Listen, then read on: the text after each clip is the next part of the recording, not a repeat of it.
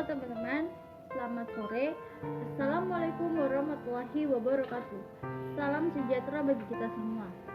Perkenalkan, nama saya Dewi Belinda Pikauli, NPM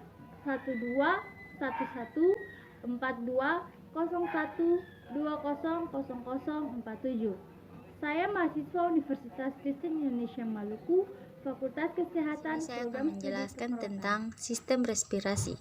Sistem respirasi adalah proses mobilisasi energi yang dilakukan jasad hidup melalui pecahan senyawa berenergi tinggi untuk digunakan dalam menjalankan fungsi hidup. Yang pertama, mulut dan hidung. Fungsinya lubang yang digunakan untuk menarik dan melepaskan udara dalam proses pernapasan. Yang kedua, sinus. Fungsinya mengatur suhu tubuh dan tingkat kelembapan.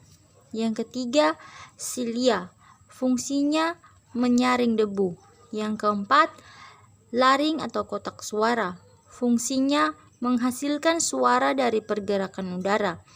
Yang kelima, tenggorokan atau faring. Fungsinya untuk mengalirkan udara dari mulut atau hidung ke trakea atau batang tenggorokan. Yang keenam, trakea. Fungsinya bagian untuk menghubungkan tenggorokan dengan paru-paru.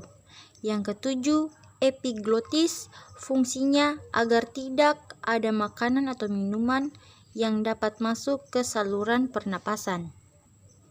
Yang kedelapan, bronkus. Fungsinya untuk menghubungkan tabung di bagian paling bawah dari batang tenggorokan atau trakea yang terhubung di setiap paru-paru kanan dan kiri.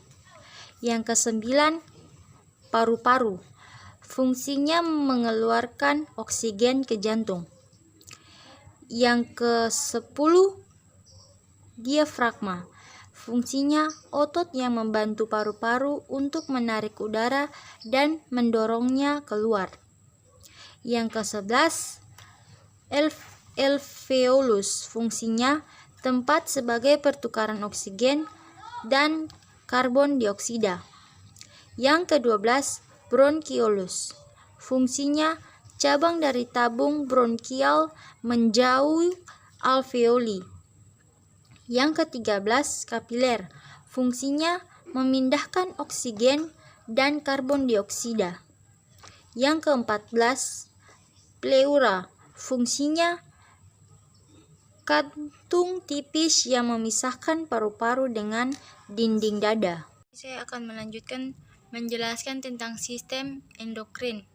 Sistem endokrin adalah sistem kontrol kelenjar tanpa saluran yang menghasilkan hormon yang tersirkulasi di tubuh melalui darah untuk memengaruhi organ-organ tubuh. Yang pertama, kelenjar tiroid.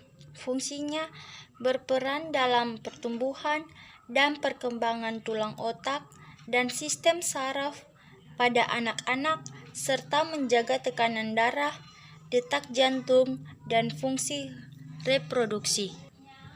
Yang kedua, kelenjar paratiroid. Fungsinya untuk mengatur kadar kalsium dalam darah dan metabolisme tulang. Yang ketiga, hipotalamus. Fungsinya mengatur rasa kenyang, metabolisme, dan suhu tubuh. Yang keempat, kelenjar hipofisis. Fungsinya membantu mengatur pertumbuhan produksi dan pembakaran energi, menjaga tekanan darah, serta berbagai fungsi pada organ tubuh lainnya. Yang kelima, kelenjar adrenar. Fungsinya, kelenjar ini mempunyai dua fungsi. Pertama, bagian luar atau korteks adrenal yang mengatur metabolisme, fungsi seksual, sistem kekebalan, serta keseimbangan garam dan air dalam tubuh. Yang kedua, bagian dalam, untuk membantu tubuh mengatasi tekanan fisik dan emosional dengan meningkatkan denyut jantung dan tekanan darah. Yang keenam, kelenjar reproduksi. Fungsinya yang pertama pada pria untuk mengeluarkan cairan yang melindungi dan menuklusi sperma atau kelenjar protas. B1. Reproduksi dalam sebagai tempat untuk ovulasi, pembuahan sel telur, transportasi, dan tumbuh kembangnya janin. Yang kedua, reproduksi luar untuk segema. Dan yang terakhir, pankreas. Fungsinya pencernaan dan hormon, misalnya pankreas oksokrin yang mengeluarkan enzim pencernaan. Itulah hasil kerja saya. Sekian dan terima kasih.